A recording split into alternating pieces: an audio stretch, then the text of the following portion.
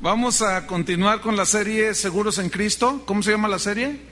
Seguros en Cristo. Ya vamos en la 13ª enseñanza. El título del tema de hoy es Ocupaos en vuestra salvación. Y hemos estado estudiando acerca de la seguridad de la salvación, de la doctrina de la gracia. Y estamos viendo algunos versículos que cuando nosotros los leemos, sacados del contexto, así nada más directamente, sin estudiar lo que viene en su contexto, y parece como que sugieren que la salvación se pierde.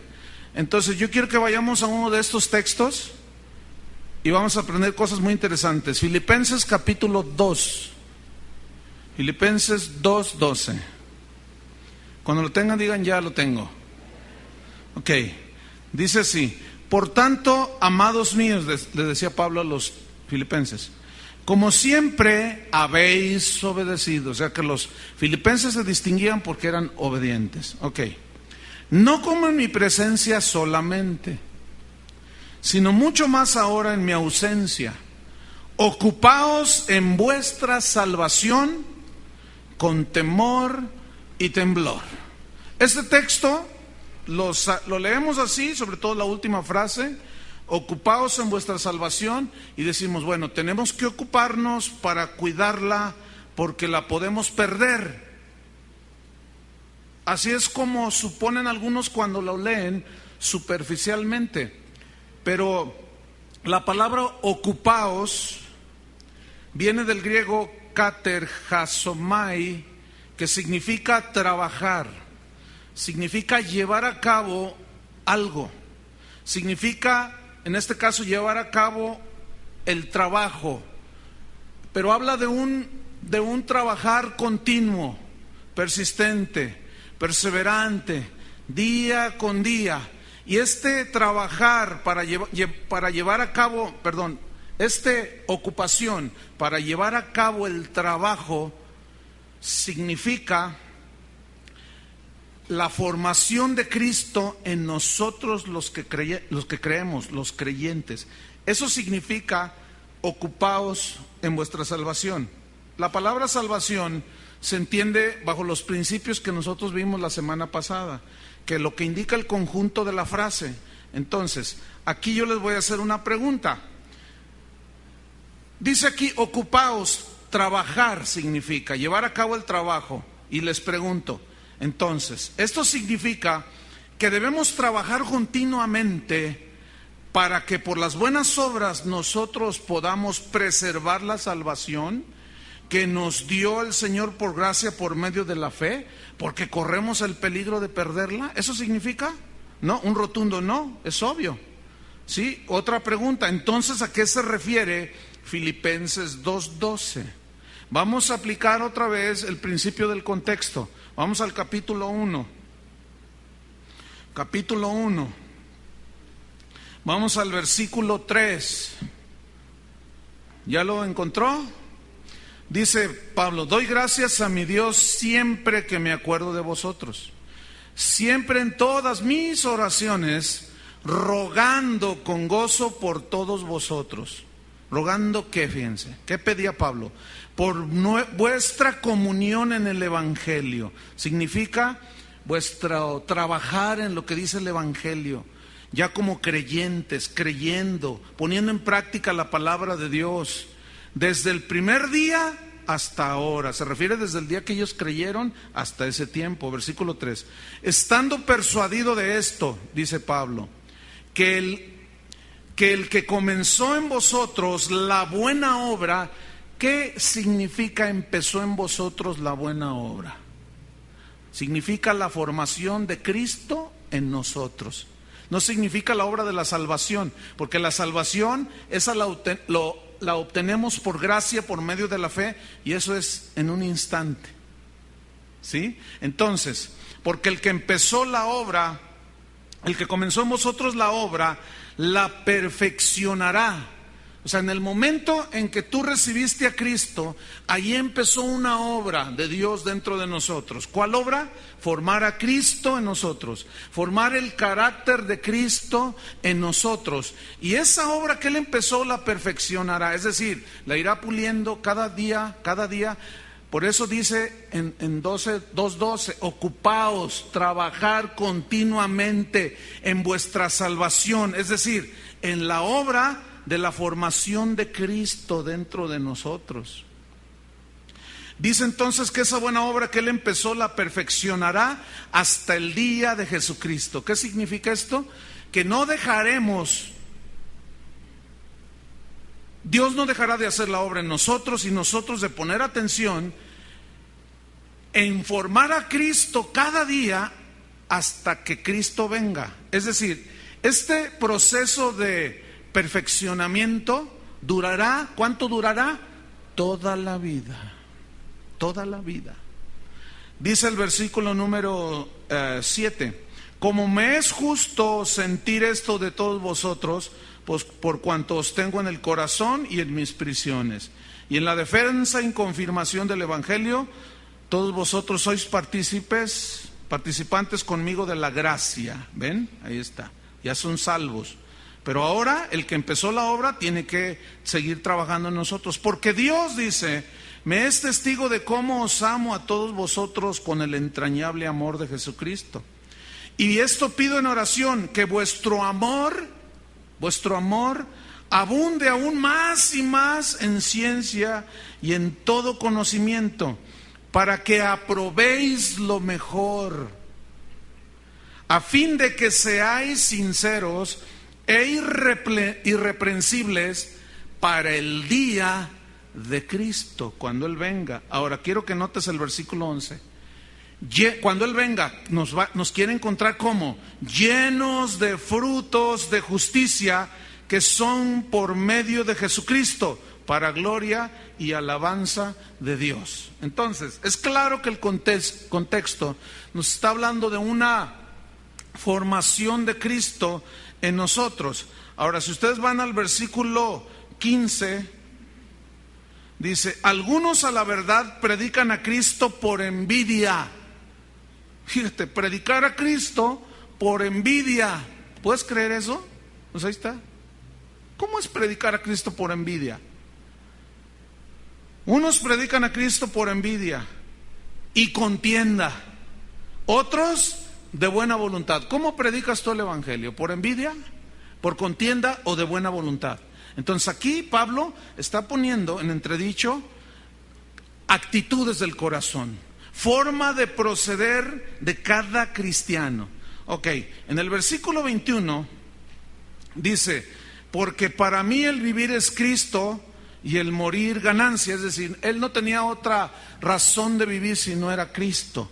Para mí el vivir, el estar cada día con Cristo porque quiero ser como Él, para mí el vivir es Cristo. Y el morirme es ganancia. ¿Por qué? Porque ya se acabaron todos los afanes. Entonces dice, nos vamos hasta el versículo, al capítulo 2. Dice, por tanto, ese por tanto es una frase que tiene conexión con lo que se dijo en el capítulo 1. Por tanto, en vista de lo que acabamos de leer, que el que empezó en nosotros la buena obra la perfeccionará, que quiere que tengamos fruto de justicia porque Él nos va a dar galardones, que tengamos actitudes correctas, que no haya contiendas ni envidias, sino buena disposición de corazón. Capítulo 2, versículo 1. Por tanto, si hay alguna consolación en Cristo, fíjense, consolación en Cristo, si algún consuelo de amor, si alguna comunión del Espíritu, si algún afecto entrañable, si alguna misericordia, fíjense, todo esto que estamos viendo aquí está hablando del carácter de Cristo, que los filipenses deberían demostrar también. Afecto entrañable, misericordia, consuelo de amor, consolación. Versículo 2, completen mi gozo, sientan lo mismo, dice, teniendo el mismo amor, unánimes, fíjate, amor, unidad, sintiendo una misma cosa. Versículo 3, nada, absolutamente hagáis por contienda. ¿Cómo predicaban algunos? Por envidia y contienda. Dice, no, ustedes filipenses, no, nada hagan por contienda o por vanagloria, por orgullo, por soberbia, no, eso no refleja el carácter de Cristo. Antes bien, con humildad, ¿se acuerdan que Cristo dijo, aprendan de mí que soy manso y humilde? La humildad es el carácter de Cristo. Cristo era humilde. Y entonces Pablo dice, ustedes también, mejor con humildad, dice, estimando cada uno a los demás como superiores a él mismo. O sea, humildad. Versículo 4, no mirando cada uno por lo suyo propio, es decir, sin egoísmos. ¿Están comprendiendo? Sino cada cual también por lo de los otros, es decir, con un espíritu altruista, con un espíritu bondadoso, generoso, de amor, de consolación, de perdón. Eso era lo que Pablo les está escribiendo a los filipenses, que significa el que empezó la buena obra la terminará. Entonces les dice, ustedes despójense de toda contienda, envidia. No, ustedes no. Ustedes hagan las cosas sin egoísmos, háganlo de buena gana. Porque Dios, cuando venga Jesús, quiere encontrarlos con mucho fruto de justicia que abunde en vuestra cuenta, para que reciban galardón completo. Entonces, fíjense, entramos al versículo 5. Haya pues en vosotros este sentir que hubo también en Cristo Jesús. ¿Cuál sentir? De humildad. Fíjense, este sentir se refiere a la actitud. El sentir se refiere a la disposición de obediencia a Dios, para que entonces se pueda formar Cristo en nosotros. Fíjense en el versículo 6. Primero en el 5 dice, haya en vosotros este sentir que hubo también en Cristo Jesús. La pregunta es, ¿qué significa haya en vosotros este sentir que hubo en Cristo? Seguimos leyendo. El cual, o sea, Cristo, siendo en forma de Dios, no estimó el ser igual a Dios como cosa a que aferrarse. Como diciendo, bueno, yo soy Dios, ¿por qué tengo que hacer lo que morir por ellos en la cruz? No, él no se aferró, dice, sino que se despojó a sí mismo, tomando forma de siervo, hecho semejante a los hombres, y estando en la condición de hombre, se humilló a sí mismo. ¿Se acuerdan que dice en el versículo 3, con toda humildad? Y luego dice acá que se humilló. Haya pues ese sentir que hubo en Cristo, haya en vosotros ese sentir que hubo en Cristo, se refiere a eso, querer ser como Él. ¿Cuántos quieren ser como Él? Ok, sigo leyendo. Versículo 8, y estando en la condición de hombre se humilló a sí mismo, haciéndose obediente, digan todos obediente. O sea, es decir, voluntariamente se hizo Él obediente. ¿Qué les dijo en el versículo 12?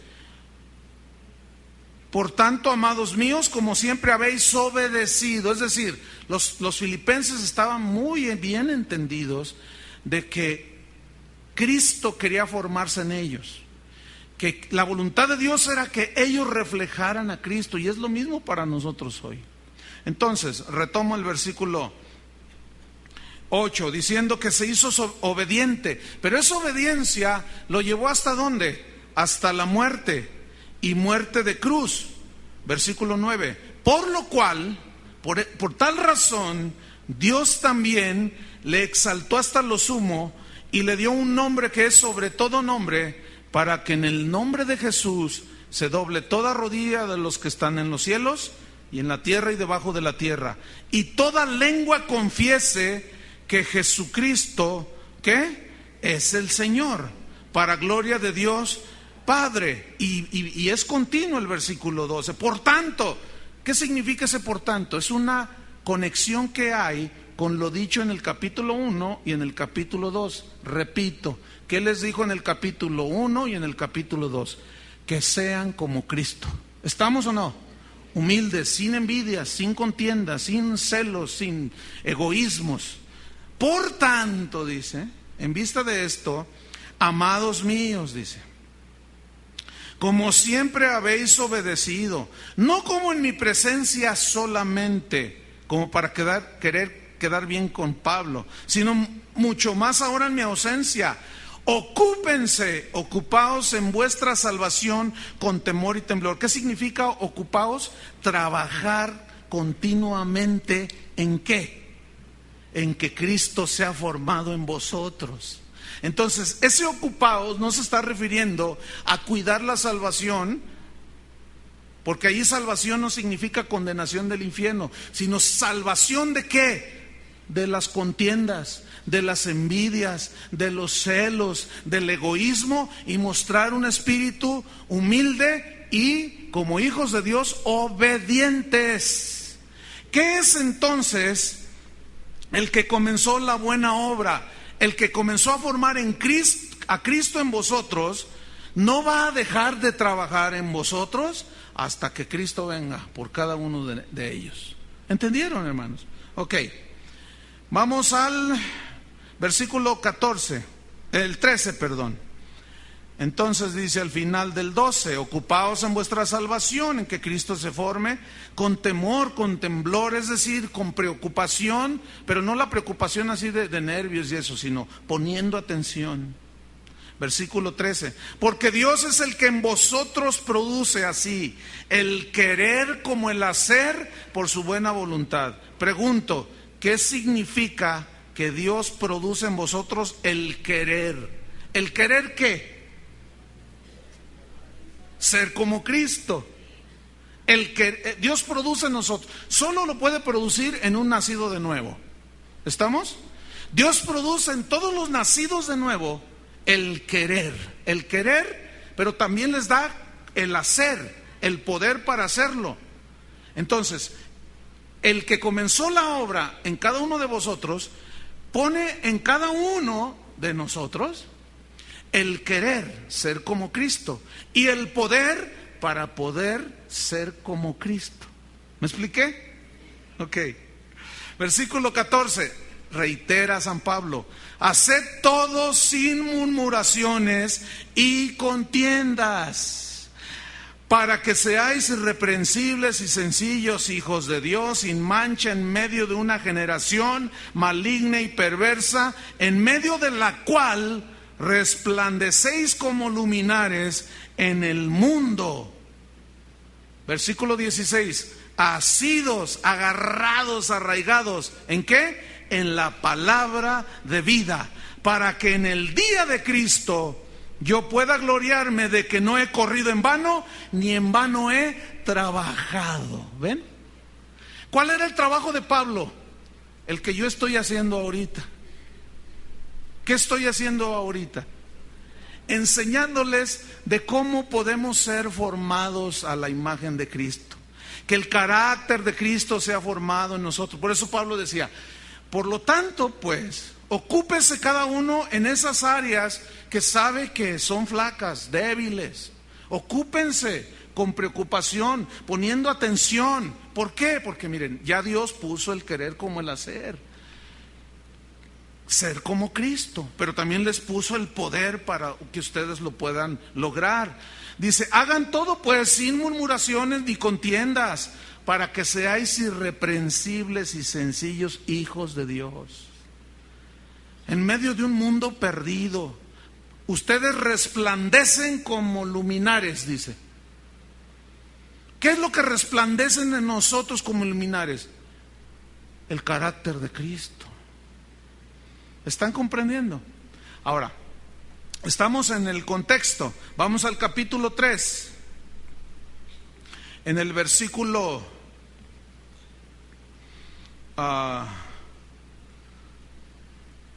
vamos al 7. Pero un poquito más arriba para tomarle más sentido. El 4, 3:4.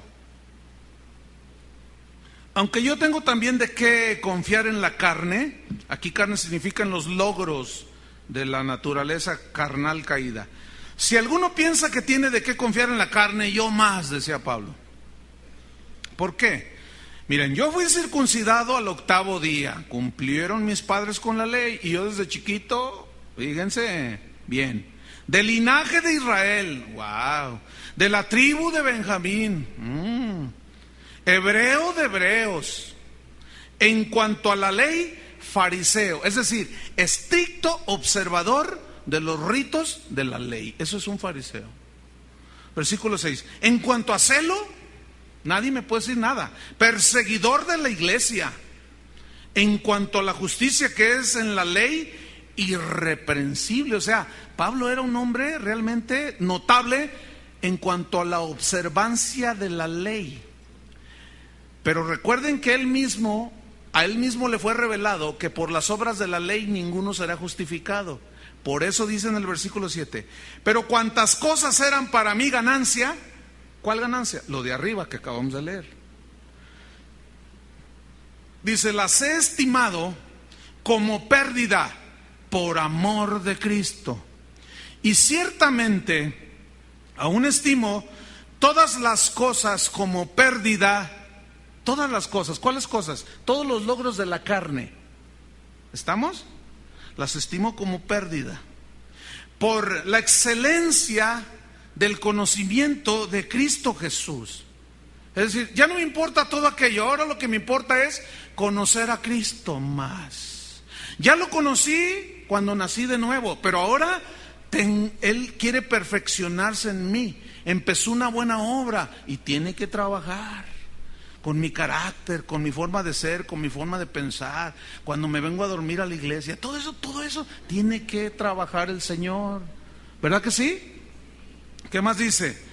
Por la excelencia del conocimiento de Cristo Jesús mi Señor, por amor del cual lo he perdido todo, dice. Ese perdido todo se refiere a los logros de la ley, los logros de la carne. Y lo tengo por basura para ganar a Cristo. ¿Qué significa tengo por basura? La palabra griega que se usó para traducir basura es una palabra griega que significa estiércol, significa excremento, así significa, es fuerte. La traducción aquí, lo tengo por basura, bueno, le pusieron basura para que no se escuchara tan fuerte. Pero ¿alguno trae una Biblia donde dice estiércol? Mire, ahí está uno, alguien más trae, allá está otro, allá está otro. Entonces me están dando la razón, ¿verdad? Es que el estiércol huele mal. Escuchen bien, ¿qué tenía por estiércol, por excremento maloliente Pablo? ¿Todo qué? Todos los logros de la carne, todos los logros toda la justicia propia la tenía como algo maloliente que no servía para nada.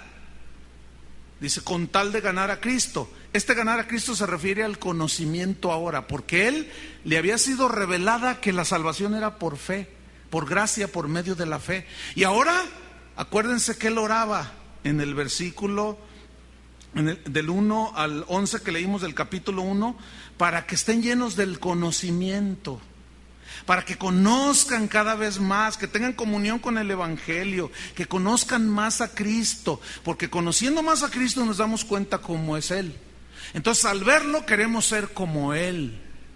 Ayer, después de este mensaje, se me acercó un joven de 18 años y me dice, pastor, ni yo me aguanto, dice, yo quiero cambiar. Mi carácter, tengo un carácter horrible, dice. Mi carácter me ha hecho que me corran de la escuela, me ha hecho perder trabajos. Ninguna muchacha quiere ser mi novia. En mi casa tengo una de problemas por mi carácter. Ya, pastor, ayúdeme. Y entonces, estuve casi una hora con él enseñándole. Mira, ¿cuáles son tus áreas débiles? No, pues esta. Bueno, ahí tienes que ocuparte. Ahí tienes tú que pulir, dejar que el Señor pula esa área. Ya después de casi una hora de haber platicado, le pregunté, porque me hacía preguntas muy obvias. Yo le dije, oye, ¿cuánto tiempo tienes de convertido, de nacido de nuevo? Y me dice, no, pues un par de meses. Ay, por ahí hubieras empezado. Dice, pues usted me hubiera preguntado. Porque con un par de meses de convertido, pues es obvio que no es un dechado de perfección.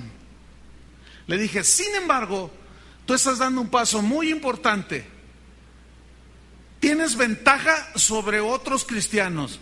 ¿Cómo? Me dice. Te voy a explicar cuál es tu ventaja. Que ya reconociste que ni tú mismo te soportas. ¿Y qué tengo que hacer? Mira, como eres un recién convertido, el que empezó la obra en ti, a ver, yo te pregunto, cuando te convertiste hace unos meses, ¿qué cambios hubo en tu vida? No, bueno, pues dejé de tomar. Ah, ¿ves? Ya no me emborracho, ¿ves? Ya está uno ahí. Pero mi carácter, bueno, Dios va a tratar con tu carácter. Pero tú tienes que ocuparte en ser salvo de esos arranques de ira que tú tienes y de enojo, y que no te puedes decir al maestro, trajiste la tarea, pues ¿qué le importa? ¿Cómo que qué le importa? No, tienes que tener control sobre tu vida, sobre tu temperamento, sobre ti mismo, sobre tus reacciones, y vas a tener que ocuparte en estos días, porque el Señor ya puso el querer como el hacer. Él, un recién nacido de un par de meses, entendió perfectamente lo que yo estoy diciendo. ¿Cuántos que tienen años no me están entendiendo? ¿Todos entendieron? A ver, levanta la mano el que entendió. No, pues se vieron obligados, ¿verdad? Pues claro. Pues yo. Sí. Ahora, vamos a ver. Ocupados en vuestra salvación. Piensa en esa frase. Mientras seguimos leyendo el versículo donde nos quedamos, que lo tengo por basura, por estiércol para ganar a Cristo. Versículo 9. Y ser hallado en Él. Esta frase significa fundido totalmente. Como le dijo a los Gálatas, ya no vivo yo, mas vive Cristo en mí. No teniendo mi propia justicia, ahí él ya había entendido y está narrando lo que pasó, que es por la ley, sino la que es de la fe de Cristo, la justicia que es de Dios por la fe, a fin de conocerle. Ese conocimiento es un conocimiento íntimo, no solamente intelectual, no, es un conocimiento íntimo. Y conocerle, dice, de tal manera que pueda yo conocer aún el poder de su resurrección. ¿En qué consiste? ¡Qué tremendo! Yo resucitaré, conocer el poder de su resurrección y la participación de sus padecimientos, llegando a ser semejante a Él en su muerte. ¿Se acuerdan que dijo, con Cristo estoy juntamente crucificado? Ya no vivo yo. Consideraos pues muertos al pecado y vivos para Dios. Estamos crucificados juntamente con Cristo. ¿Cuántos siguen allí clavados? ¿Ya se les olvidó ese mensaje? Entonces contéstenme, ¿cuántos siguen clavados ahí? ¿Tan poquitos? Bueno, vamos al mensaje número 7 para volver a explicarles. ¿Cuántos siguen clavados ahí? Ya se murieron al pecado. Estamos muertos. Por medio del bautismo enterraron al muerto. Cuando nos sacaron del bautismo, simbolizamos que hemos resucitado, pero todavía no se da ese evento. Pero en tanto se da, estamos siendo madurados y perfeccionados. Y Dios trabaja en nosotros. Por eso, una vez más, debemos de recordar y entender que los que aman a Dios, todas las cosas les ayudan para bien. Que te corrieron del trabajo, Dios está tratando contigo. Que te robaron tu carro, que te lo chocaron, no sé, infinidad de tribulaciones, infinidad de pruebas que Dios usa. ¿Para qué? Para formar a Cristo en nosotros. Eso es que Él empezó la obra y la está perfeccionando hasta que venga Cristo. Porque nos quiere encontrar con la mejor vestimenta posible y nos quiere entregar galardones. Sigo leyendo. Versículo 11. Si en alguna manera llegase a la resurrección de entre los muertos. Porque él creía que Pablo, estando en vida, iba a venir Cristo, dice. Pero si no, pues en la resurrección, versículo 12. No que lo haya alcanzado ya. ¿Alcanzado ya a qué se refiere? ¿Alcanzar su salvación? No. Alcanzado, no es que lo haya alcanzado ya. A ver, piénsenle. ¿Qué significa? Ser como Cristo. Todavía no lo he alcanzado ya. ni que ya sea perfecto. Todavía no. Porque esa perfección se va a lograr hasta que Cristo venga, la perfección total. No que yo ya lo haya alcanzado, ser como Cristo. No soy perfecto todavía. Él reconocía que el que había empezado la buena obra lo seguía perfeccionando, aún a él mismo.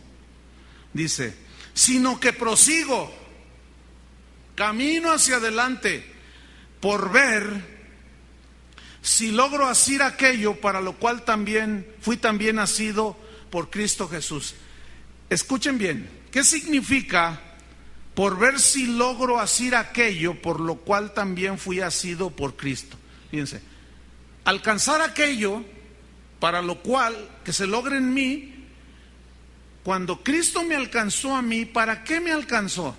¿Para qué me asió? ¿Para qué me tomó? ¿Para qué me llamó? ¿Para qué me hizo hijo suyo? ¿Para qué? Para hacerme como Él.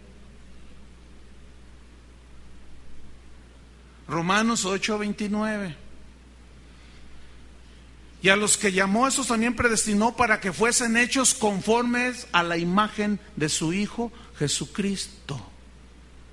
Eso significa asirme de Él, así como Él me asió, y yo quiero que se logre en mí, yo quiero poner lo mío. Eso significa ocuparse en la salvación, no en cuidarla porque se me pierde. Versículo 13, fíjate lo que dice. Hermanos, yo mismo no pretendo haberlo ya alcanzado, lo aclara. No, todavía me falta mucho, yo mismo estoy siendo perfeccionado. Pero una cosa hago, olvidando ciertamente lo que queda atrás y extendiéndome a lo que está delante. 14, prosigo a la meta. ¿Cuál es la meta? Aquí. ¿Alguien me puede decir? Llegar a ser como Cristo. Muy bien. Esa es la meta. Prosigo a la meta, porque la meta no es la salvación, porque la salvación esa ya la tenía Pablo. Cuando él dice, dejo todo atrás, prosigo a la meta. ¿Qué es la meta? Llegar a ser como Cristo. ¿Cuántos reconocen que no lo hemos alcanzado ya, esa meta todavía? ¿Sí la reconocen? Algunos deberían de hacerle hasta con los 2 pies así. Porque el Señor, tiene mucho que trabajar, más que con algunos otros. Bueno, prosigo a la meta. Y aquí te lo aclara. Al premio. ¿Se acuerdan que hay galardones por hacer buenas obras ya? No para ganarnos la salvación, sino como evidencia de la salvación. Y una de ellas es que Cristo sea formado. Y una de las metas de Dios para que sea formado es que seamos obedientes.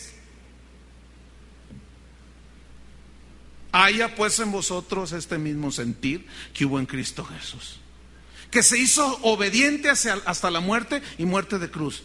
Eso es lo que quiere Dios que seamos, obedientes. Díganlo fuerte. Obedientes. ¿A qué?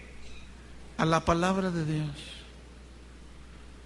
Porque el que oye y no hace, construye sobre la arena. Vienen las tempestades y los problemas y no aguanta nada y se le cae todo. ¿Por qué? Porque no tiene carácter. No está Cristo formado en él. ¿Por qué? Por carnal, por rebelde, porque no, aunque es salvo, pero pierde sus galardones. ¿Qué más? Prosigo a la meta, al premio. ¿Qué te va a dar ese premio? Dice, al premio. Y luego añade, al premio del supremo llamamiento de Dios en Cristo Jesús. Pregunta, ¿cuál es el supremo llamamiento de Dios para nosotros en Cristo? ¿Cuál es?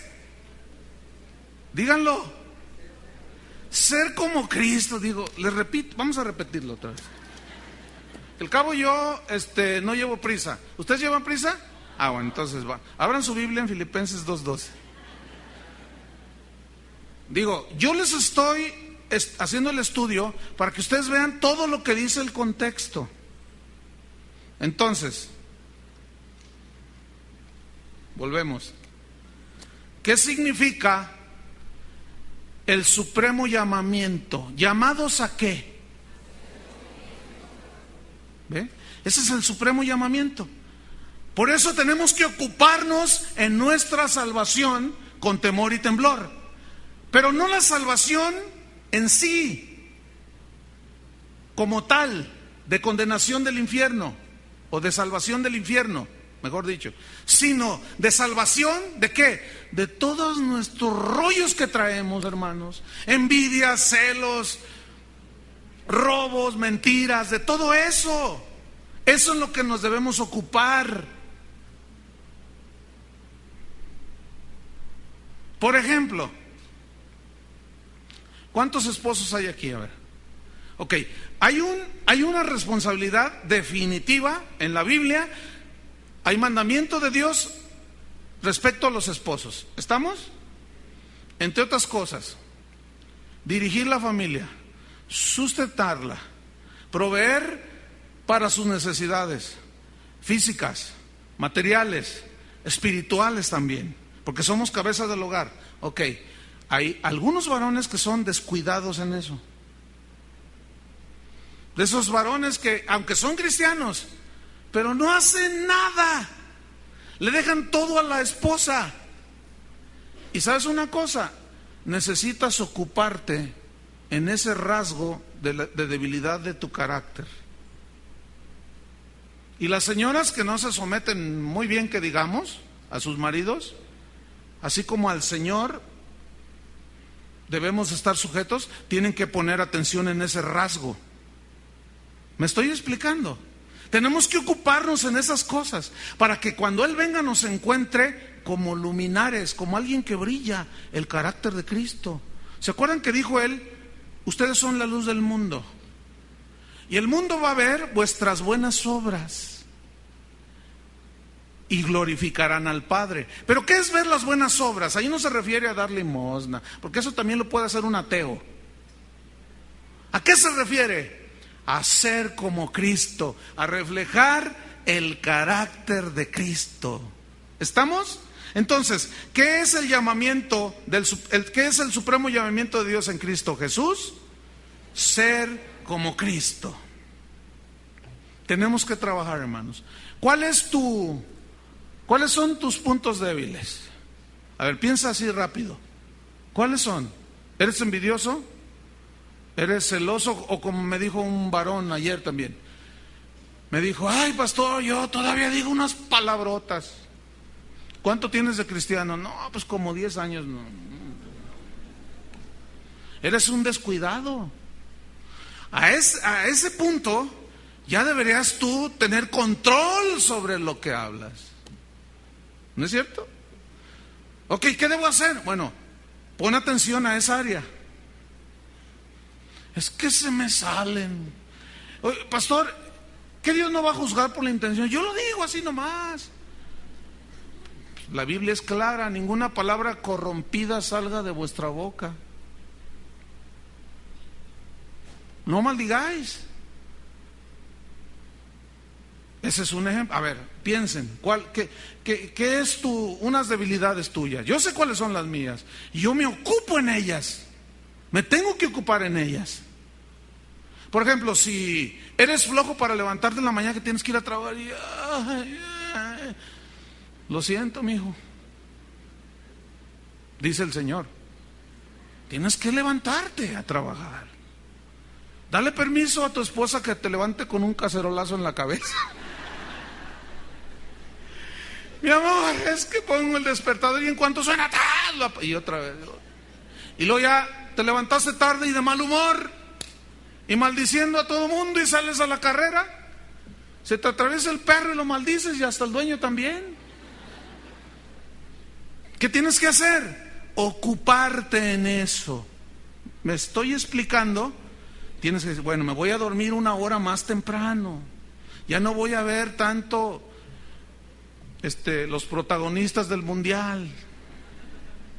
Y me voy a descansar 1 hora más para levantarme bien.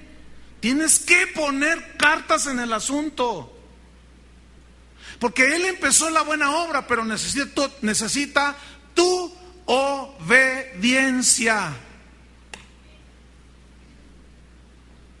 ¿A poco crees que Dios va a llegar y te va a manipular y ya te cambió? No, no es así. Tienes que disponerte, es obediencia. Y en la obediencia está implicada la voluntad. Quiero, obedezco, quiero, desobedezco. Entonces, ¿qué quiere Dios de ti? Obediencia para tu formación de Cristo en ti. ¿Cuántos dicen así es? Ay, espero les haya explicado con claridad. Que no significa que ocupados de vuestra salvación es porque la vas a perder. No está hablando nada. En ningún momento es un mensaje evangelístico aquí, en Filipenses, y mucho menos de que la salvación se les pierde. Pero que sí nos preocupemos de que Cristo sea formado en nosotros. Ok, vamos a Hebreos 10. Hebreos 10. Mire, vamos a estudiar una de las cartas más difíciles que hay, por una sencilla razón, de que es una de las epístolas más profundas que hay en la Biblia, esta y junto con la de Romanos. No solo son las más difíciles de entender y de estudiar, sino aún de explicar, porque requiere un conocimiento previo del Antiguo Testamento. Y yo entiendo que muchos de ustedes son nuevos, que no tienen un conocimiento previo del Antiguo Testamento, entonces van a tener que ser pacientes con esto. Y la paciencia es un fruto. Es que Dios los va a probar si son pacientes o no. Porque como es difícil esta carta, parece como que al estarla enseñando se va a tornar un poco aburrido. Pero no está aburrido. Lo que pasa es que muchos, al no entender, al no sentirse emocionados, quieren ser ricos, sí, y como nos vamos a meter a las profundidades de la palabra de Dios, pues a muchos les va a hacer así como que y se van a echar un sueñito.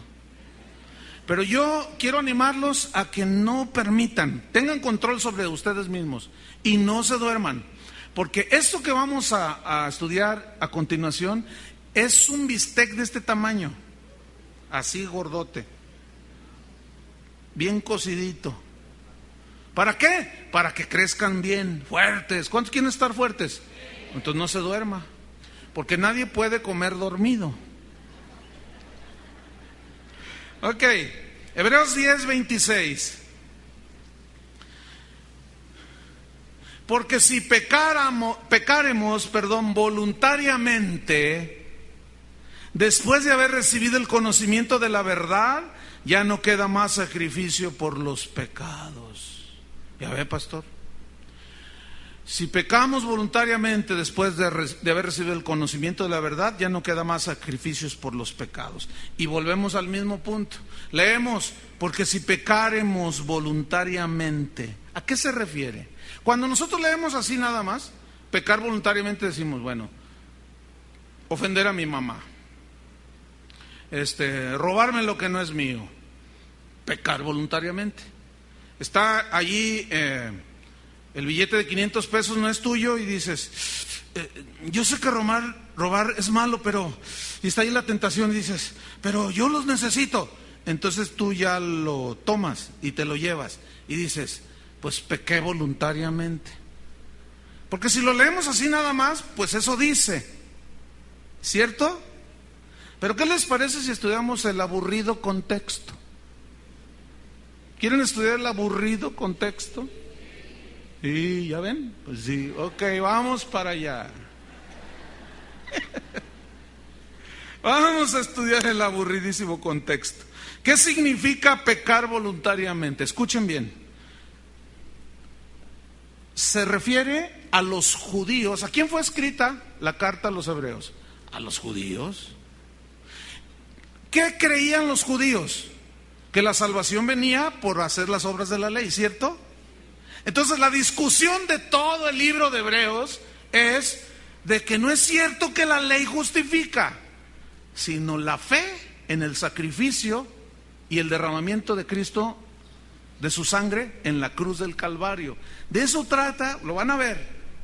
Entonces, ¿qué se refiere a pecar voluntariamente? Se refiere a los judíos que deliberadamente y hasta con soberbia rechazaban el único sacrificio que era capaz de borrar sus pecados, el sacrificio de Cristo.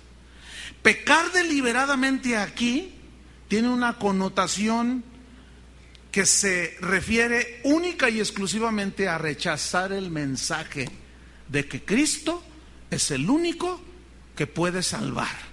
Se los voy a demostrar con el contexto, ¿ok? Vamos al capítulo 9, versículo 24. Porque no entró Cristo en el santuario hecho de mano, figura del verdadero. Se refiere al tabernáculo que tenía Israel, ¿se acuerdan? Donde había un atrio, un lugar santo, un lugar santísimo.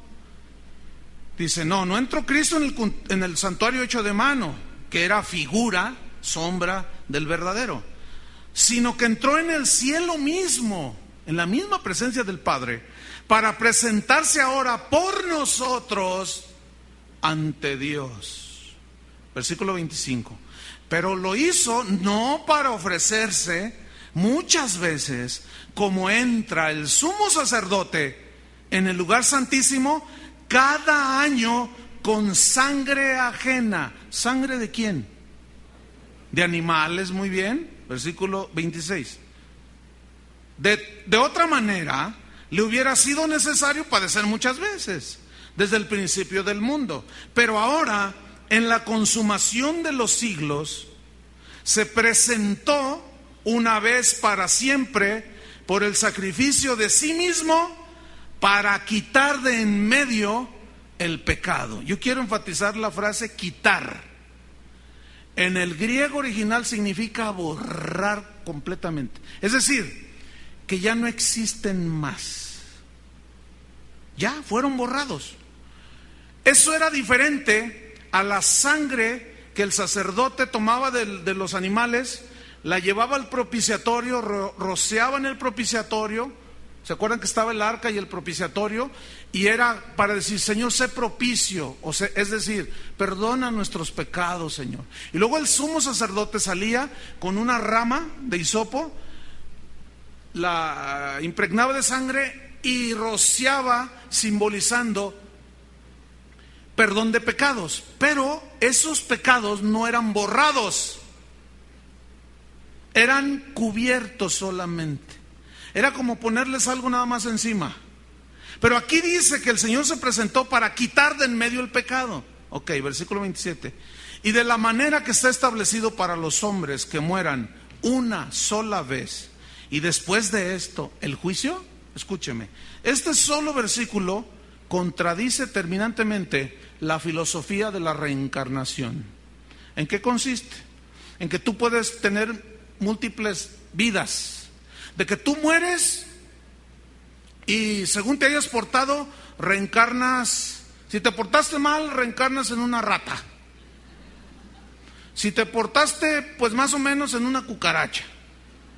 Si te portaste, pues mejorcito, en una vaca. Háganme el favor. Por eso hay en Tailandia y en muchos países, Indonesia, hay templos que están llenos de ratas. ¿Se han fijado en eso? No sé cuántos han visto en la televisión. Y tú dices, ay, ¿por qué no las matan? No, porque dicen, no la mates, no vaya a ser mi abuelita. No, eso es lo que es en serio. Suena así irracional y ridículo, pero esa es la ridiculez de esa filosofía. Está establecido para los hombres. ¿Quién lo estableció? Dios. Que mueran una sola vez. Y después de eso, juicio. No hay reencarnación y cosas de esas, no existe eso. ¿Qué más? Versículo 28. Así también, Cristo fue ofrecido una sola vez. ¿Cuántas veces? Una. Para llevar los pecados de muchos. Esos muchos son los que han creído y los que creerán. Y aparecerá, vendrá por segunda vez Cristo, sin relación con el pecado, es decir, no tiene nada que ver ya cuando Él venga por los que creyeron con cuestión de que si eres pecador o no. Ya no, ya vendrá sin relación con el pecado. en cuanto a nosotros, porque el versículo termina diciendo, vendrás en relación con el pecado, versículo 28, véanlo allí, para salvar a los que le esperan. Pregunta, ¿para salvarlos de qué? ¿De la condenación del infierno? No, ¿por qué? Porque aquí salvar a los que le esperan, nadie puede esperar su venida si no es hijo de Dios. ¿Qué significa? Ven pues que aquí salvar no significa salvar de la condenación del infierno. Aquí salvar es otra cosa. ¿Alguien me puede decir qué es? Para salvarnos ya de todos los sufrimientos de esta vida, hermanos. Porque cuando estemos con Él allá, yo me tengo que ir, dijo. En la casa de mi Padre hay muchas moradas. Yo voy a prepararles lugar para vosotros, pero vendré otra vez y os tomaré a mí mismo para que donde yo estoy, vosotros también estéis. Allá en el cielo no habrá más llanto, ni tristeza, ni dolor. Vendrá a salvar a los que le esperan. ¿Qué significa salvar a los que le esperan? Que ya se va a acabar todo afán, toda lágrima, todo llanto, preocupación, todas las luchas, ya se acabará. ¿Quiénes serán salvados? El que persevere hasta el fin, este será salvo. ¿De qué? De todo eso. Porque ya somos salvos. Pero seremos salvados finalmente de todos los sufrimientos y de este valle de lágrimas. Se oyó telenovela. Capítulo 10. Seguimos con el aburridísimo contexto. ¿Está aburrido? Entonces, ¿por qué se duermen? Y como estoy medio, no veo muy bien, los de arriba se me pueden dormir porque no. A ver, ustedes que ven bien, ¿se están durmiendo ya? A ver, levanten las manos, así, háganle así. El que está hasta allá, hasta la esquina.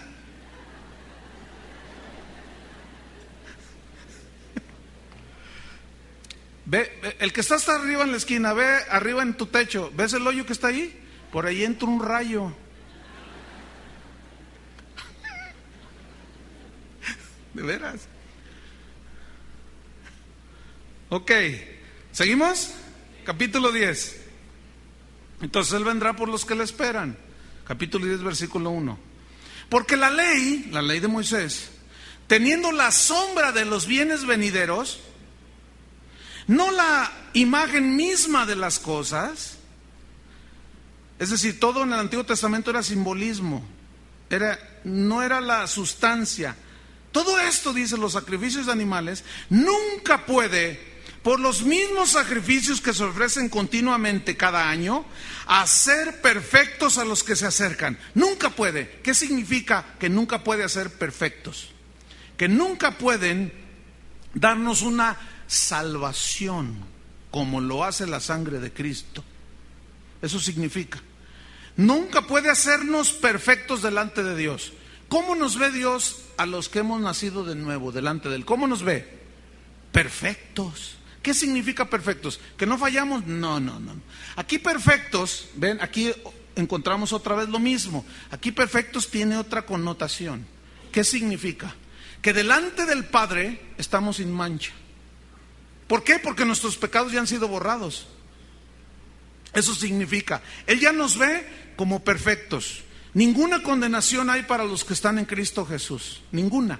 ¿Cuántos están en Cristo? Ninguna condenación hay. Ninguna. Pero ¿y el pecado que hice ayer? Confiésalo a Dios y Él es fiel y justo y te perdonará y te limpiará de maldad. Pero ninguna condenación hay. Entonces, todos esos rituales, pencas de nopales en la espalda, corretizas de rodillas hasta San Juan de los Lagos, todo eso, escúchenme bien, no tiene poder alguno, es incapaz, es imposible de hacer justo a alguien delante de Dios. Porque si así fuera, entonces ¿para qué vino Cristo a morir? Cada quien arrégleselas. Y ya me imagino a Chuy colgado de arriba para agradar a Dios, de cabeza, ¿verdad? Versículo número 3. No, en el 2. De otra manera, dice, cesarían de ofrecerse los sacrificios estos, porque ya hicieron perfecta a la gente. Pues los que los tributan este culto limpios una vez no tendrían ya más conciencia de pecado. Pero en estos sacrificios cada año se hace memoria de los pecados, ¿ven? O sea que tú llegabas y decías, ay Señor, me perdonaste el pecado, pero hace 15 años yo era un hombre de lo peor. Hace 15 años yo le pegué a mi esposa. Hace 20 años ella me dio un cacerolazo. Y siempre era ir a recordar los pecados. ¿Por qué? Porque no podían borrarlos la sangre de los animales. Versículo 4. Porque la sangre de los toros y de los machos cabríos no puede quitar los pecados. ¿Ven? No puede. Por lo cual, estando en el mundo, dice, y Cristo habla aquí proféticamente tomando escrituras del Antiguo Testamento, por lo cual entrando en el mundo dice, sacrificio y ofrenda no quisiste, mas me preparaste cuerpo, encarnación de Cristo, ¿sí? Encarnación de Cristo, me preparaste cuerpo. Holocaustos y expiaciones por el pecado no te agradaron, Padre. Entonces dije, o sea, Cristo, he aquí vengo, oh Dios, para hacer tu voluntad. Como en el libro, en el rollo del libro está escrito de mí, diciendo primero, sacrificio y ofrenda y holocausto y expiaciones por el pecado no quisiste, ni te agradaron, las cuales cosas se ofrecen según la ley. Y diciendo luego, he aquí vengo, oh Dios, para hacer tu voluntad, quita lo primero para establecer lo último. ¿Qué es lo primero que lo quitó? El sacrificio de animales. Y establece lo último, el sacrificio de Jesucristo. Versículo 10. En esa voluntad somos santificados. ¿Qué significa eso? En esa voluntad del sacrificio que Jesús tuvo para morir por nosotros, en esa voluntad que Él tuvo para morir por nosotros, somos santificados. ¿Qué significa esto? Perfecta salvación. Eso significa. Mediante la ofrenda del cuerpo de Cristo, hecho, ¿cuántas veces? Una vez para siempre. Versículo 11. Y ciertamente todo sacerdote está día tras día ministrando, pero estos sacerdotes no son sacerdotes católicos, son del Antiguo Testamento, del linaje de Leví. Ciertamente, aunque, déjeme decirle algo, la misa, ¿quién sabe lo que es la misa? Es una repetición del sacrificio de Cristo, lo cual está en contra de lo que estamos leyendo. Porque ¿cuántas veces fue sacrificado Cristo? Una sola vez. ¿Ven? Ok, sigo leyendo. Ciertamente todo sacerdote está día tras día ministrando y ofreciendo muchas veces los mismos sacrificios que nunca pueden quitar los pecados. Nunca, ¿se imaginan? Wow. Versículo 12, pero Cristo, habiendo ofrecido una vez para siempre, ya no hay más, una sola vez, un solo sacrificio por los pecados, se ha sentado a la diestra de Dios. De ahí en adelante esperando hasta que sus enemigos, ¿quiénes son sus enemigos? Los que rechazan su sacrificio, los que rechazan su sangre. En este caso, los hebreos que rechazaban la sangre de Cristo y preferían la sangre de los animales. De allí en adelante esperando hasta que sus enemigos sean puestos por estrados de sus pies, porque con una sola ofrenda hizo perfectos para siempre a los santificados. ¿Qué es perfectos? Salvación eterna, intocable, inmanchable, inmarcesible, incorruptible. ¿Qué hizo el Señor con una sola ofrenda? Nos hizo ¿qué? Perfectos. ¿Qué es perfectos? Ya no se nos imputa pecado, porque hemos creído y han sido borrados nuestros pecados. Versículo 15. Y nos atestigua lo mismo el Espíritu Santo. ¿Qué es lo mismo? De que la sangre de Cristo, el sacrificio de Cristo es suficiente. Nos atestigua lo mismo el Espíritu Santo, porque después de haber dicho, este es el pacto que haré con ellos, Después de aquellos días, dice el Señor, pondré mis leyes en sus corazones y en sus mentes las escribiré. Añade, escuchen esto. Está permitido que se desmayen, que griten, que aplaudan, que no sé, lo que quiera hacer, quedarse así maravillado, pasmado. Yo no sé cuál quiera ser su reacción, pero escucha este versículo y añade: y nunca más me acordaré de sus pecados y transgresiones. Nunca más.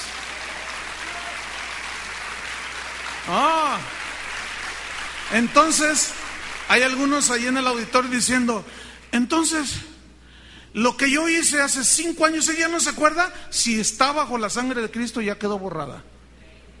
Ya no se acuerda. Pero tu mentalidad religiosa y la ignorancia de esto, por eso les dije, no se duerman, hace que muchos de ustedes tengan una carga de pecado innecesaria, totalmente. ¿Por qué? Porque nuestros pecados han sido borrados del mapa. No me acordaré. Oiga, pero todo lo que hice, ya quedó borrado. Ahora, así es Dios con nosotros. Pero hay señoras con sus maridos que no son así. Y dicen, ya son cristianos, ya le pidieron perdón hace 20 años de lo que le hicieron hace 40. Y cuando tienen un problema, una situación, lo primero que dicen y hacen es esto. Sí, mira, lo recuerdo perfectamente, hace 25 años, es más, hoy, 9 de julio, se cumplen 25 años que tú me dijiste cara de lagartija. Entonces, mira, y entonces el marido te dice, ay vieja, otra vez con lo mismo. Sí, y también esto y también lo otro. Y porque como los maridos somos los peores, somos peores que las mujeres, ¿verdad que sí? Las mujeres no hacen nada, ¿verdad que no? Pero van a perder su salvación, ¿eh? Por mentirosos. No sé por qué se da más en la mujer, que siempre trae a la memoria. Se acuerda de aquello que ya Dios ni se acuerda, que está borrado. Escuchen bien, si queremos ser sanos espiritualmente, psicológicamente, mentalmente, no traigamos a la memoria los pecados que ya están borrados. Escúchame, mujer, si ya te pidió perdón el cocodrilo de tu marido, el elefante de tu marido, si ya te pidió perdón, ¿qué hizo Dios con esos pecados? Los borró, ya no se acuerda, pues bórralos también tú. Y no digas, eres el mismo. Eres el mismo. No has cambiado nada. No es cierto, señora. Sí cambió. Si es nacido de nuevo, ya no es el mismo. Que está en proceso, esa es otra cosa muy diferente. Que está en proceso de que Cristo se forme en él, eso es muy distinto. Pero ya no es el mismo, porque es nueva criatura.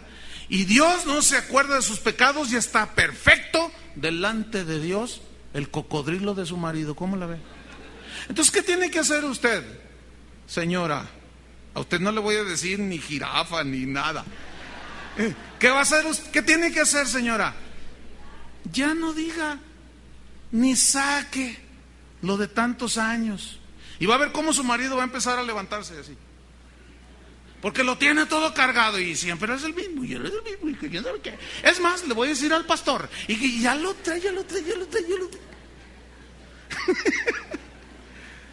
Pobre viejo. Ya déjelo. Mire, Dios ya lo dejó y lo libró de condenación. ¿Quién es el que hace ese trabajo de condenación? El diablo. Deje de ser su aliado. Y ya. No me acordaré más de qué dice. de sus pecados y transgresiones. Versículo 18. Pues donde hay remisión, perdón de estos pecados, no hay más ofrenda por el pecado, gloria a Dios. Ya no. Ahora, ¿qué nos queda? Que Cristo se forme en nosotros. Por eso debemos ocuparnos en esto. Versículo 19. Así que, hermanos, teniendo libertad, los hermanos son los que han creído. Los que no han creído, pues esos no son hermanos, y esos no tienen esta libertad. Teniendo libertad para entrar en el lugar santísimo por la sangre de Jesucristo, escuche, no por la sangre de toros o de animales. Dice, libertad para entrar por el camino nuevo. ¿Por qué nuevo? Por el camino del sacrificio de Cristo. Vivo. Sacrificio vivo, porque Cristo está vivo y nosotros estamos vivos también. Por el camino nuevo y vivo que Él nos abrió a través del velo, y Él mismo lo interpreta. Esto es de su carne. ¿Qué significa? De su sacrificio. 21. Y teniendo un gran sacerdote sobre la casa de Dios. Fíjense, ¿dónde aparece aquí Juan Diego? Como intercesor. Como alguien que aboga a favor nuestro, dígame. San Gasparín, dije el otro día, ¿verdad? ¿Dónde está? Aquí dice que teniendo nosotros, ¿qué? Un gran sacerdote. ¿Cuál era el trabajo de un sacerdote? Interceder delante de Dios a favor del pueblo, ¿no es cierto? ¿Quién intercede por nosotros allá en el cielo? ¿Necesitamos otro? Ese nos basta y nos sobra. ¿Qué más? Un gran sacerdote sobre la casa de Dios. Acerquémonos con corazón sincero. ¿A dónde? Pues al lugar santísimo, a la misma habitación de Dios. Para plena certidumbre de fe, purificados los corazones de mala conciencia y lavados los cuerpos con agua pura. Todo esto son metáforas de lavados con agua pura. Es la palabra de Dios. Mala conciencia, nos lavamos y confesamos nuestros pecados. Él es fiel y justo para perdonarnos y limpiarnos. Estamos limpios delante de Él. Podemos entrar delante de su presencia. Quítese de su mente de una vez por todas. No quiero que nadie más vuelva a venir conmigo y me diga, pastor, ore por mí, porque usted que está más cerca de Dios. Esa es una mente católica del señor cura que está allí haciendo muchas cosas, que solo él se voltea de espaldas y está haciendo allí rituales, porque solo él puede acercarse a Dios, y usted nada más está allí de espectador. Quítese esa mentalidad católica. La misma posición que yo tengo delante de Dios la tiene usted. Entonces no me vuelva a venir, por favor, con el cuento ese de que usted que está más cerca de Dios. No me venga con eso. Porque en primer lugar no voy a orar y lo voy a empujar al lugar santísimo. Me pasé. Le voy a dar una empujadita yo. No vengas con eso conmigo. Tú puedes directamente acercarte. ¿Qué dice en el versículo número 19? Así que hermanos. No dice así que pastores. ¿Verdad que no? Así que sacerdotes. No. Hermanos, cualquiera. ¿Qué más? Versículo 23. Mantengamos firme sin fluctuar la profesión de nuestra esperanza, porque fiel es el que prometió. Y considerémonos unos a otros para estimularnos al amor y a las buenas obras, no dejando de congregarnos, y yo añadiría, y no dormirnos. No dejando de congregarnos ni de dormirnos, como algunos tienen por costumbre.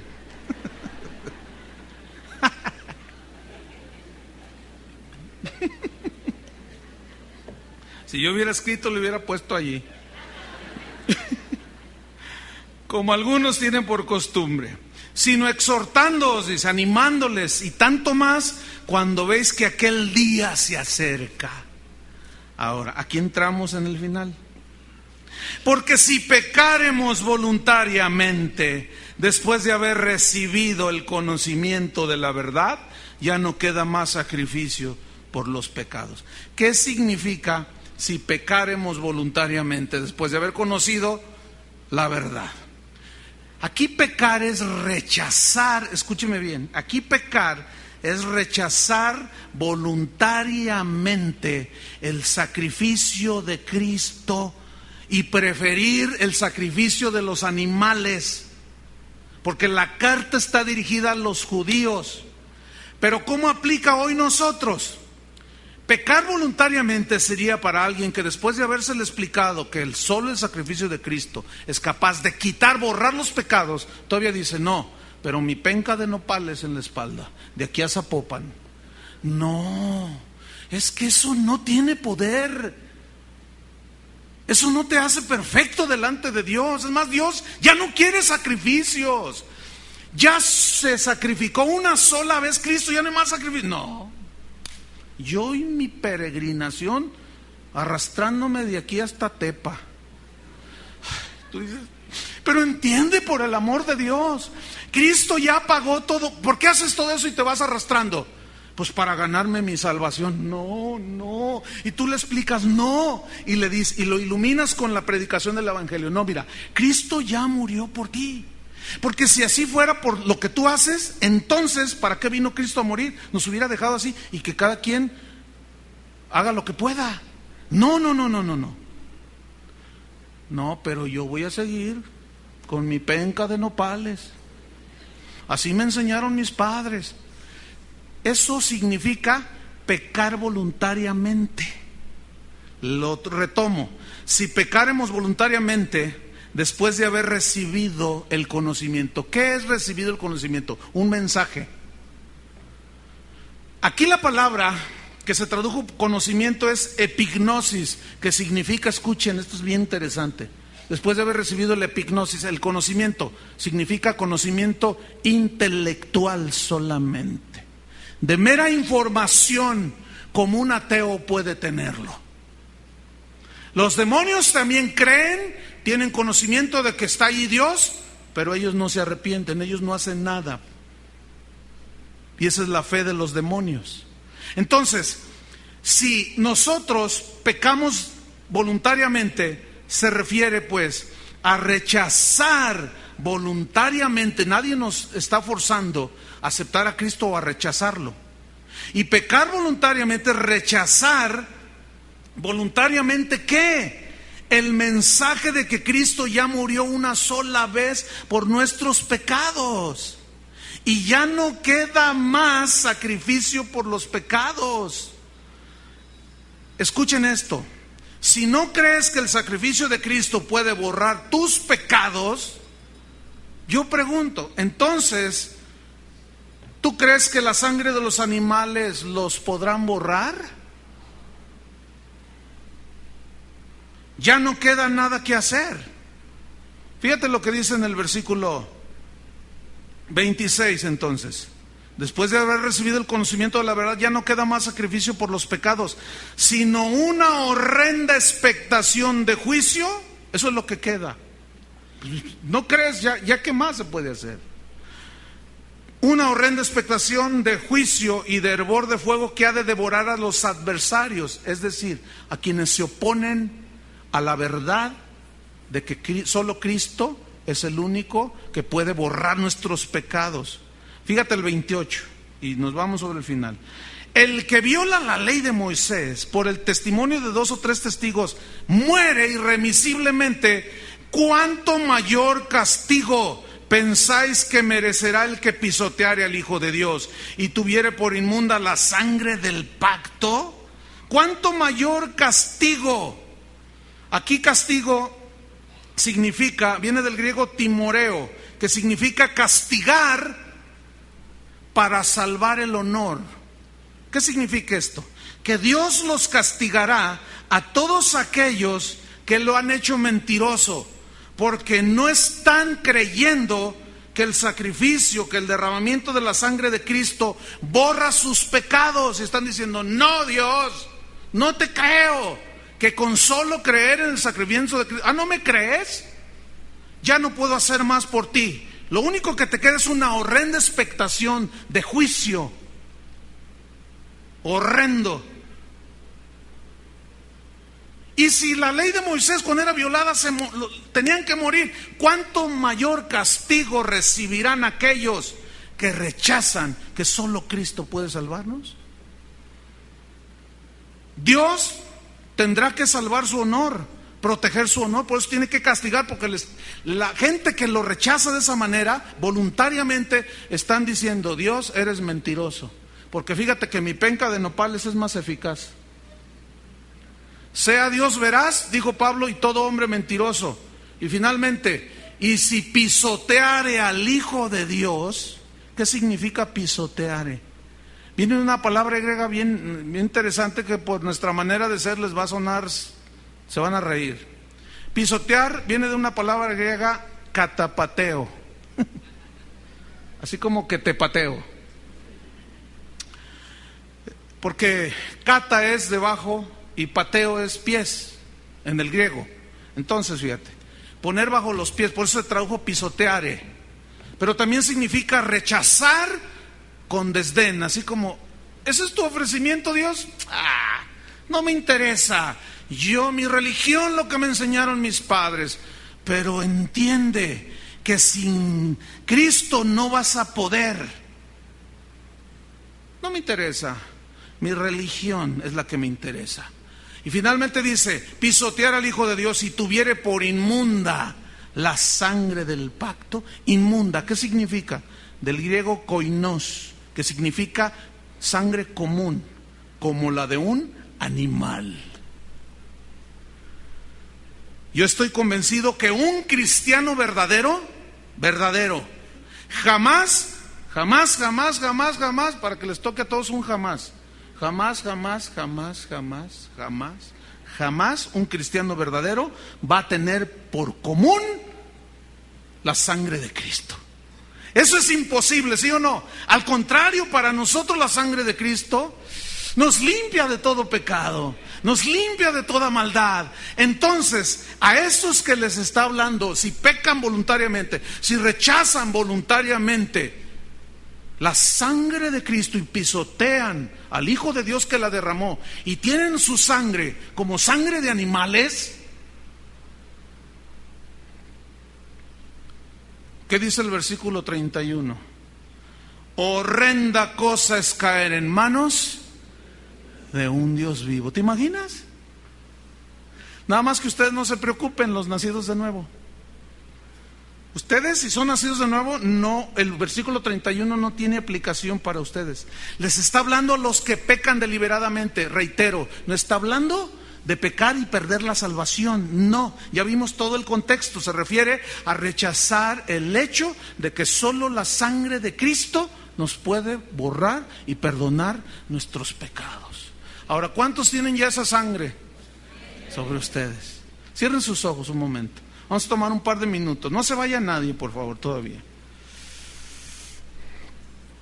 Vamos a hacer algo.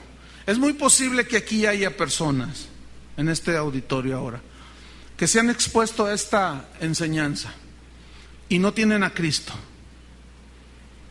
No tienen la salvación, pero que quieren reconocer que son pecadores. ¿Hay alguien aquí en este auditorio que quiera entregar su vida a Cristo y sus pecados sean borrados? Levante su mano. ¿Habrá alguien? Hay algunas personas con su mano levantada. Voy a pedir a esas personas que se pongan de pie. Los voy a dirigir en una oración. Pónganse de pie los que levantaron su mano. Bien. Ok. ¿Entendieron perfectamente el mensaje, verdad que sí? No hay otro sacrificio, no hay nada que pueda perdonar sus pecados, solo Cristo, y borrarlos. Cuando nosotros nos acercamos, como lo van a hacer ustedes, a Dios, creyéndole lo que hizo en Cristo, viene la salvación a ustedes. Van a abrir su boca y en voz audible van a decir esta oración para el Señor, no para nosotros. Yo los voy a dirigir. Díganle: Padre, te doy gracias porque esta mañana es especial para mí, porque he entendido que solo la sangre de Cristo puede borrar todos mis pecados. reconozco que soy pecador y que todas mis buenas obras que hice para ganar la salvación son nada y las tengo por basura en este momento. Señor, te recibo como mi Salvador, suficiente, no hay otro. Perdona mis pecados, bórralos, Señor, con tu sangre preciosa y hazme nacer de nuevo. Dame una vida nueva en el nombre de Jesús. Dirige mi vida de aquí en adelante en el nombre de Cristo Jesús. Entrego mi vida, tómala, Señor, y hazme una nueva criatura. Amén. Déjenme decirles algo a los que se pusieron de pie, que ahora son por la fe hijos de Dios. Hoy acaba de empezar una buena obra en ustedes. ¿Qué? Cristo formándose en cada uno de ustedes. Trabajen en eso cada día. Ahora quiero hacer otro llamamiento a todos aquellos que reconocen que les hace falta ser más a la imagen de Jesús. ¿Cuántos reconocen? Aquí deberíamos de ponernos de pie todos. ¿Sí? Ok, vamos a hacer algo rápido. A estas alturas tú ya debes de reconocer cuáles son tus puntos débiles, con los que estás batallando, vamos. Puede ser mentiras, maledicencia, robo, qué sé yo, tantas cosas. Cierra tus ojos. Ahora, identifica esas cosas. Pueden ser muchas, pero las que vengan primero a tu mente. Bueno, escúchame bien. En esas cosas vas a ocuparte. En esas cosas vas a poner atención. En esas cosas el Señor ha producido en ti el querer y te está dando el poder, te ha dado el poder para hacerlas. Entonces tú vas a poder controlar ese carácter horrible, vas a poder controlar tu boca que maldice. Seguramente no será dentro de 10 minutos o 1 hora o mañana, pero es un proceso, ¿entienden? Ocupaos. Sean obedientes, por lo tanto, ocúpense en su salvación con temor y temblor. Ocúpense en despojarse, sean salvos de los egoísmos, de las envidias, de los celos, de las griterías. Padre, en el nombre de Jesús, reconocemos que no lo hemos alcanzado ya, pero seguimos a la meta, al premio del supremo llamamiento de Dios en Cristo Jesús. Todos los que estamos aquí, nacidos de nuevo, anhelamos ser como Jesús. Y el que empezó la obra en nosotros, la terminará hasta el día de Jesucristo. Eso significa el que persevere hasta el fin será salvo. ¿De qué? De todos esos egoísmos, de las luchas, de las tribulaciones, de las vicisitudes de la vida, porque salvos somos por la fe en Cristo Jesús. Amén. Que Dios los bendiga mucho. Amén.